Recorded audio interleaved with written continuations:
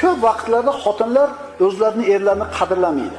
Sababi doim yonida, qayerga ketadi. Qadri yo'q o'xshaydi. Ammo Hadicha onamiz, yana qaytarib aytaman, Rasulullohning xizmatiga bir odamni buyurib qo'yishi mumkin bo'lib turib, lekin xizmatida o'zi qoyim bo'lar edi. Hadicha onamiz Muhammad alayhisalomni yo Rasululloh deb chaqirar edi. Endi ayollar bor, erlarni nima deb chaqirishini o'zlari biladi. Yana ayrim ayollar bor. O'zi turibdi. Eri kelsa bolasiga buyuradi. Bor, dadangga choy damlab. Bor, unday qilib ber. Bor, kiyimini olib qo'y. O'zi turibdi. O'zi xizmatini qilsa bo'ladi. Ammo nima deydi? Nima qilib qo'yganman deydi? Tug'ib qo'yganman deydi. Katta qilib qo'yganman deydi.